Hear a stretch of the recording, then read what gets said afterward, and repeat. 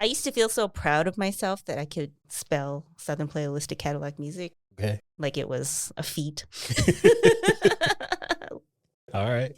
That's all.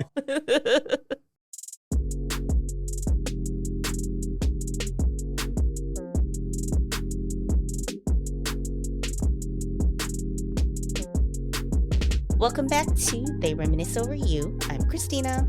And I'm Miguel. Today we are talking about the debut album from a small group from Atlanta called OutKast. 30 years ago today, Southernplayalisticadillacmuzik was released. It's a landmark album that helped to define the sound and identity of Southern hip-hop. It played a significant role in introducing the world to the unique sound and culture of the Dirty South. The Dirty South. This album laid the foundation for OutKast's legendary career and established him as one of the most innovative and influential hip-hop groups of all time, and personally, my favorite group. The South got something to say. That's all I got to say. That's all you got to say. Okay. But Exactly. The South got a lot to say. Yes. So you just want to get into this? Let's do it. All right. When this album came out, the world of hip hop was probably the most diverse that it has ever been, and definitely hasn't been since this time. Yes. It was before the Telecommunications Act of 96, before all these media companies were able to monopolize radio, and you hear the same thing from coast to coast, from Vancouver to Miami, because everybody's using the same playlists. Mm-hmm. This is a time when you had Heavy D and the Boys releasing Blue Funk. Tupac had Strictly for My Niggas out. Mm-hmm. Naughty by Nature, 1993, De La Soul, Balloon Mind State, Very Necessary by Salt and Pepper. Something we talked about a couple weeks ago, Midnight Marauders by a Tribe Called Quest. Wu-Tang had their first album, Snoop had Doggy Style. Gangstar, Nas's Illmatic came out like 2 weeks before this. Mm-hmm. So it was a completely different time than what had happened before and what was to come later. And that's just a small sample. Yeah, that's of a the small albums that came out in 93 and 94. Just a small sample size of what a lot of us considered as the golden era of hip hop. Mm-hmm. But this was something that was completely different than everything else that I just mentioned. Mm-hmm. What were your thoughts on the state of music and the music that you were listening to around this time? Well, kind of basically what you just said. In this period, there were so many different types of music. And as we always talk about the regionality of music as well. But this was also around the time that I got into hip hop. So I had no real preconceived notions of this is what rap's supposed to sound like. So to me, they were different from the other artists that I was listening to already, but it wasn't like, oh, wow, they're not supposed to sound like this. It was just like, oh, hey, I like these guys. It's another CD to add to my collection. Okay. They definitely stood out because it's not like I listened to every single release that came out in 93 and 94, but I didn't realize what it actually was going to mean to music. For me, I shouldn't say I had heard of them before because I didn't know I did, if that makes sense. Organized Noise had a group out at the time called Parental Advisory. Mm-hmm. As we've mentioned several times on the podcast, I used to watch The Box a lot. Yes. So they had a couple songs that were getting played on The Box. If you were to look at them, and I showed you their videos earlier, they don't look like what you expect people from Atlanta to look like. Like they had the dirty dreads and the Timberlands and the big baggy army fatigue jackets. So they look like they were from New York. New York style, yeah. And that's how they were rapping as well. So it sounded very New York East Coast-ish and not what I expected from a Southern group, because at this time you had ass shaking music from Miami, a couple from Atlanta as well, but everybody else who was rapping, they were kind of, I don't want to say slow. Yeah, like Scarface. Yeah, the tempo was slow, but the lyrics weren't slow. They were really rapping, but it wasn't at a pace where it was like DOS effects. They weren't doing that on these Southern records. When PA came out, that's what they were doing. And when I heard Players Ball and OutKast was doing a similar style, but better, I was like, who are these guys? Because Big Boy had on a Parental Advisory t-shirt in the Players Ball video. So I'm like, they must be connected to PA somehow. Let me try and dig into what's going on with them. I mentioned when we did our episode about OutKast, and if you haven't heard that, go back and check it out. But I first heard them on the LaFace Christmas album. Yes. My aunt had it. So she's playing this Christmas album in the car, and this random rap song comes on in the middle of it. I'm like, we were just listening to TLC and Usher and Tony Braxton and other LaFace artists, and now here's this group rapping. What the fuck is this? This is amazing. Because they were rapping about Christmas, but nothing good about Christmas. Not at all. If that makes sense. It's about all the things that they didn't have or they didn't do on Christmas. It had the little, was it the jingle bell sound to make it feel a little festive, though? Yeah, it had the jingle bells in it to make it feel like Christmas, and they made references to Christmas, but it wasn't a joyous Christmas song. Well, I was rewatching the Organized Noise documentary, and Ray from Organized Noise was just talking about trying to create this Christmas song. And he said they were sort of making fun of British accents with the first line, which I never even thought, like, to me, I didn't hear it, but how he's like, it's beginning to look a lot like what? Follow my every step. And he's like, it was supposed to be like, a British guy in Christmas movies or whatever. And then they just kind of like played the lyrics off of that. Follow my every step. I instantly made the connection with it's beginning to look a lot like Christmas. Just from too. that. Yeah. It's funny knowing now that was what they were creating. That line is, well, making fun of a British accent, but also it's beginning to look a lot like Christmas, but not for them. Yeah, not at all. What do you say? It's just another day of work for me. The spirit just ain't in me. For them, another day of work is hanging out in the dank basement, though. Yeah. Pretty much. Hanging out in an unfinished red clay basement. AKA the dungeon. And hanging out on the corners doing what 17 and 18-year-olds do when you've decided to ditch school and go hang out at the studio. Right. Speaking about hanging out at the studio, the production that Organized Noise was doing at this time was a lot different than what we were hearing in hip-hop, period. You had the G-Funk stuff that Dre was doing with the Death Row artists, and a lot of people were copying him. And of course, the boom bap that was happening on the East Coast. There were some artists that were using live instrumentation outside of Dre. So if you listen to a lot of Too Short records, UGK, they have a lot of live instrumentation as well. But it didn't sound as clean as what Organized Noise was doing. This sounded really soulful, like 70s music, like it should be on the soundtrack of a blaxploitation flick, because they're talking about pimping, they're talking about smoking weed and getting high, they're talking about being players. It was really laid back. Right. What did you think about the production on the album? Well, it sounded really different from everybody else. I was mostly listening to the East Coast and West Coast music. Like I didn't really know UGK. I didn't know Scarface. So I wasn't really familiar with a lot of those artists anyway. But this one, it was so funky and so laid back. But like you were saying, with some of their rapping styles, which was a little bit faster, it still had that, even though it was like just kind of had a laid back feel at the same time. And then plus, I think for me, what really stood out was their accents. Okay. Because you started off with Peaches, who starts off the interlude at the beginning. She sets the tone. Hey, this is Peaches. What's up? Talking about East Point, Decatur. I'm like, okay. So it was kind of like the way the album was sequenced as well. It kind of took you through this journey through Atlanta. Yeah, the sequencing on the album is what really helps sell it too. The way the songs just flow into one another, and the skits kind of work to help you transition between some of the songs. So I really like the way that it was put together.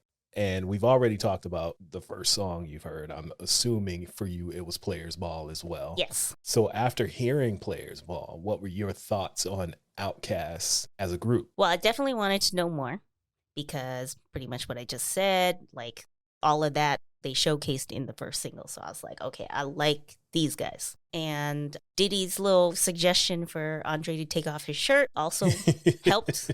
It worked on little teenage me. I'm like, who is that? Rico had his shirt off too, but I was eagle-eyed on Andre. R.I.P. Rico. Yes, he just passed away a few days ago. Yeah, so kind of going through all this and watching the videos, I was a little bit sad as well, but the music lives on. It does. Yeah, so it's just like, okay, you got this cutie in this fuzzy Kangol hat. I like their styles. And I'm pretty sure I heard Southern Playalistic Cadillac Music before I went out and bought the full CD. But I mean, That probably was just, I don't know, time and money or something. But Right. like, I liked them from the beginning and definitely wanted to see more. I was all in immediately. Once I heard Players Ball, I was hooked. I was like, this is brilliant. I don't know why it's brilliant, but it is. And there's a very specific cadence that people were rapping with from like 91 to 94-ish. And they were doing it. And like I said, you weren't expecting them to do that coming from Atlanta because it was very quick. They were iggity biggity, all of this stuff. But they weren't just speaking gibberish. They were actually making sense, and they were actually spitting bars, which again, I wasn't expecting coming from Atlanta because that is what our biases were at that time. Like, if you're not coming from New York, you basically got to fight your way out of the muck to get noticed. Even with the stuff that they were doing at Death Row, Corrupt and Snoop could really rap their asses off.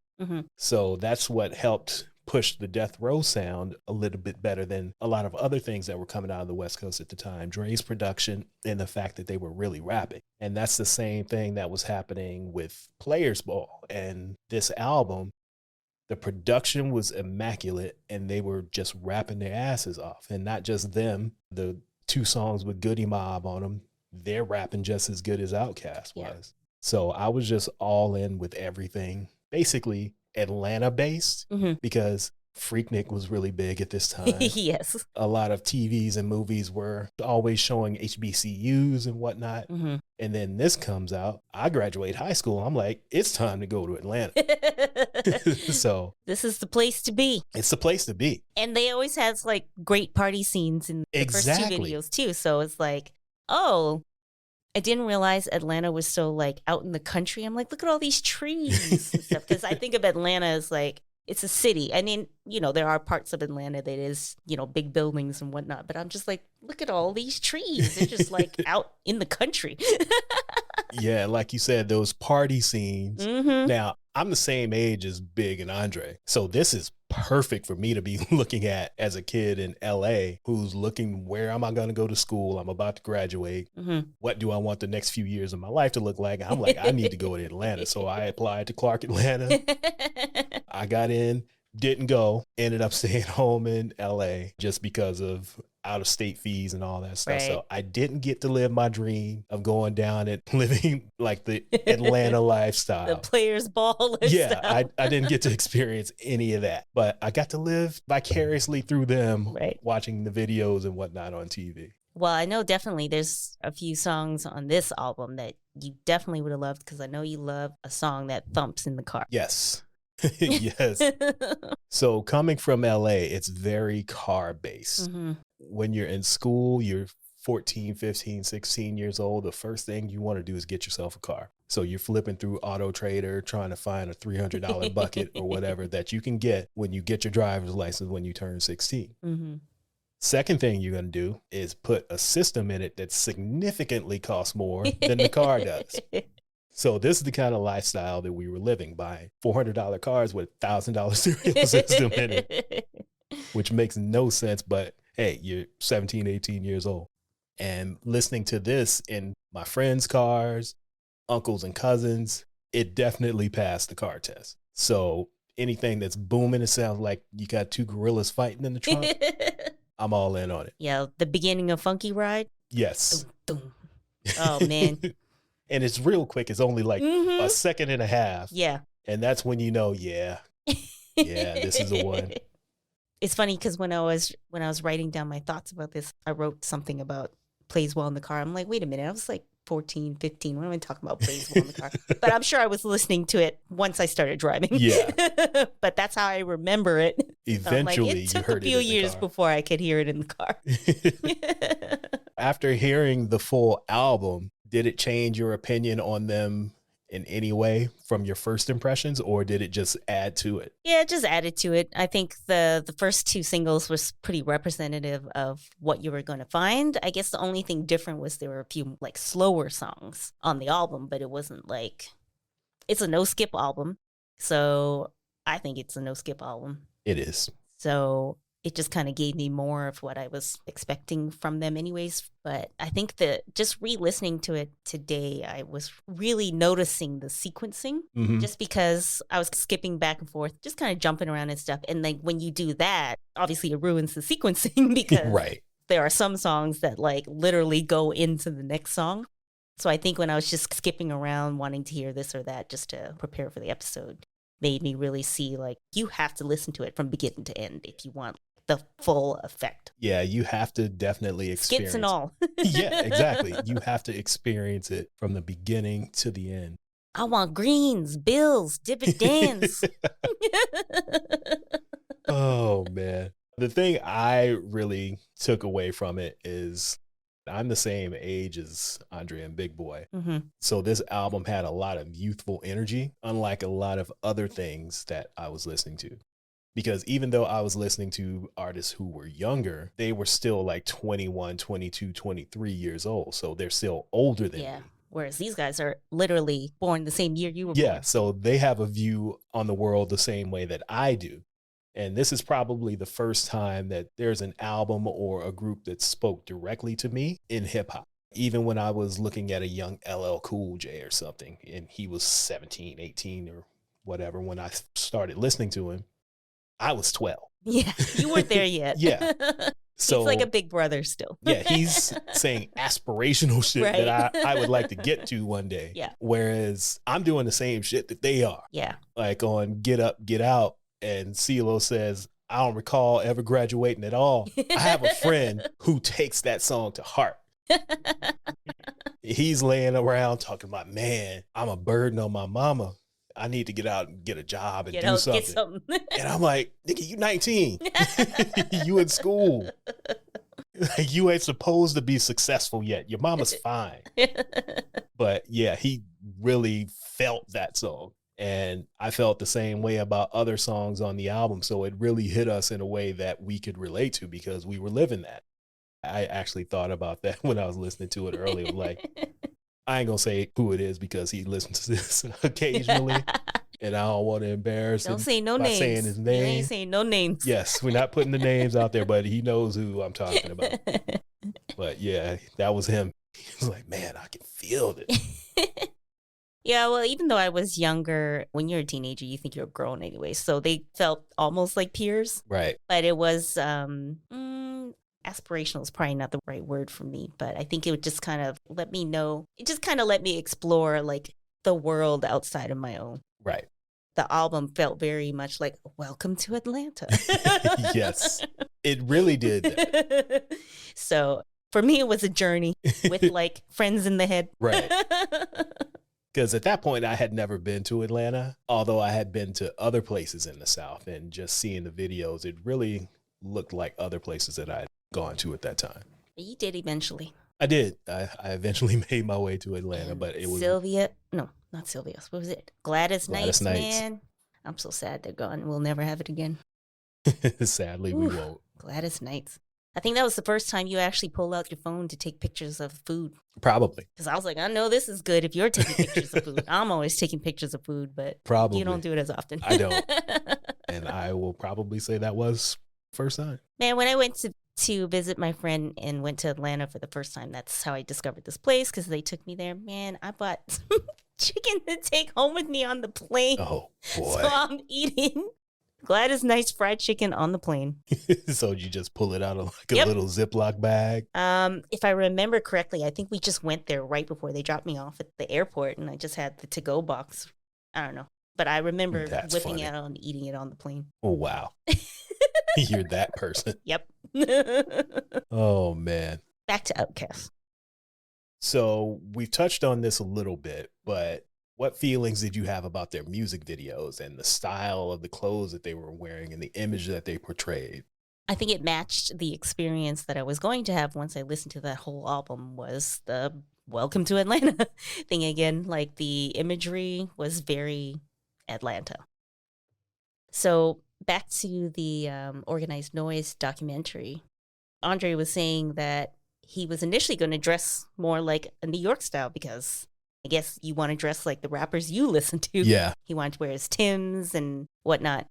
And I can't remember who it was. It might have been Diddy, but there was someone else was just like, no, you should wear the Atlanta Braves jersey. Like, you want to showcase. No, I don't think it was Diddy for that one. Whoever, I don't know, somebody told him not to wear the Timbs.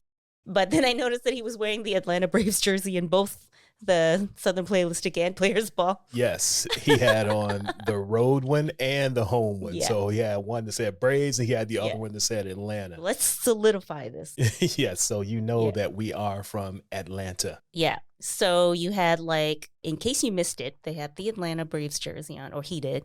And then, like I said, just seeing all the trees and stuff. And they had the house party scenes, but there was also sort of like the Players Ball kind of scene too. So it's a little different than like a house party scene you would see in a Snoop video. Right. So I think the imagery really matched the music. And I think it felt very authentic. Yes. Like when I was watching the doc and Rico was just walking them through the dungeon upstairs, well, and downstairs. He was just like, oh, here's where we filmed Players Ball, in the kitchen where he walked out with his bowl of cereal. And it's like, oh, no wonder why I felt authentic, because that's literally their house. Yeah.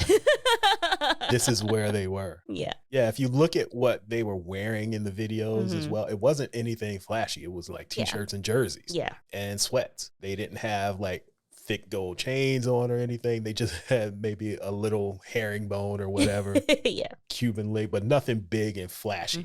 They look like they're basically trying to come up. They didn't have the big flashy cars. They riding around in old Cadillacs and just partying at somebody's 3-4 bedroom house, not in a big mansion or anything. And then you look at the One More Chance video. They're having a house party as well, but you got celebrities there. You got everybody in their finest clothes. Heavy D's working the door. D Nice is spiking the punch. So it was the complete opposite of that. It was really similar to Snoop. Yeah, the party that Dre and Snoop were having. In Nothing but a G thing. So it was similar to that. Yeah. But the difference is I knew Dre had money. So you knew it was fake. Well, I'm not going to say it was fake, but I seen him riding around in the sports car. It didn't have to be like that. Yeah. Like if he wanted to stunt, he could have. But with OutKast, it seemed like, yeah, these niggas is broke. Like they have just enough money to throw this party. Yeah. And that's what it felt like to me. Now, I know when we talked about this on the episode about OutKast that we did, you said that your favorite songs were Hootie Hoo, Players Ball, and Southern Playalistic. Still is. And you chose Southern Playalistic. I'm going back to Players Ball this time. Okay. Any particular reason why? No reason. Just when I was going through the list and just picking the one that just hit more. Okay. But it's always going to be between those three. I also have Crumbling Herb on the list this time and Funky Ride, but those top three, that will never change. Right. But I think it's kind of based on my mood. But today, it's Players Ball. All right. Sounds good. And I know that when we did it, I went with Ain't No Thing. Okay. But I'm going to amend that today. Okay. I'm going to change it and say that the entire album from front to back. The entire album is your favorite song. Whichever one is playing at that particular moment. Okay. Is my favorite song on the album. All right. Because that's just how I feel about it. Okay. And what's funny is when we recorded that episode, I said that I was going to get this album on 12-inch. And now I have all of the OutKast albums on 12-inch because you got them for my birthday. I did. And I can see it right behind you right now. And I got them from Play D Record, which is a landmark here in Toronto. And there's a whole documentary about it. Yes. So if you know Play D Record, that's where I got my OutKast records from. If you don't know Play the Record, you can watch it on Amazon Prime if you're not from Toronto or haven't been to Toronto. Yeah. Whole documentary. Check it out. It was good. Do it. All right. So I don't think I have anything else to say about this album other than it's one of my favorite albums of all time. Every time I listen to it, it immediately takes me back to a particular moment in my life. And I will always, like I said the last time, have a copy of it somewhere, whether it's the record behind you, it's on my phone somewhere. There will always be a copy within arm's reach for me to listen to make myself feel better. I have a question for you. Okay. So the next album, Equimini? AT-Aliens. AT-Aliens. Actually, I can't remember if it was Equimini or AT-Aliens. One of them earned 5 mics on the Source. Yes. However, do you feel like, I mean, there's your favorite album or best sounding album, but do you feel like this one is the most important one because it introduced us to them? It is. And for that reason, yes, I think it's their most important album because we got them at their most pure form, if that makes sense. Because this is before Big Boy started wearing pink furry pants to award shows and Andre started going shirtless with a turban on his head. Right. And like feather pants. Yeah. And shoulder pads. Yeah. So this is Andre and Big Boy at their purest point, where it's just like, we don't have any money, we're talented as hell, and we want everybody to know it. Because as much as I do love some of their other albums, there is something about this one that will always have a hold on me. Yeah, because like I said, it's just raw and pure. When you start listening to AT-Aliens and beyond, they grow and elevate and get better as the albums go on. And the topics change, the production changes, they get better lyrically, but it's not as pure as this. Yeah. Not saying that the other ones aren't, because those reflect where they are at those particular times in their life. But they're more polished and just it's OutKast, but better every time you hear it. Yeah. Whereas this, they're more seasoned and polished. Yeah. This is our chance. Yeah.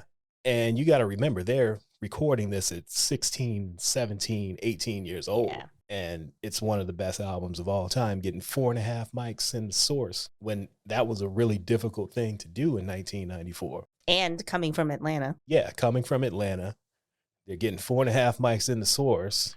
They come to the Source Awards and win, yet they get booed, which makes no sense. Well, there was other things going on at the Source Awards. There was.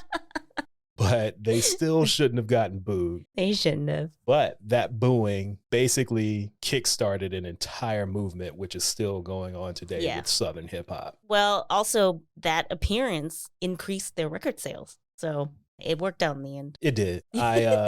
I was watching the Questlove Supreme interview with Organized Noise, and they were saying that the record was getting spins and selling everywhere except for New York.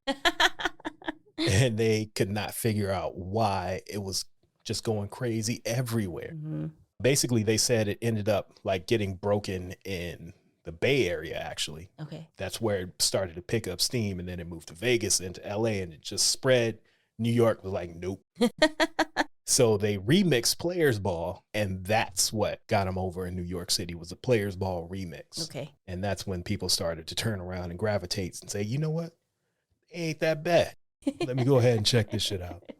And the infamous South got something to say on the Source Awards. Yes. I'm sure that piqued some interest. Yeah, it had to. Because like, these niggas won and he's angry. Let me go ahead and check him out, especially in the South.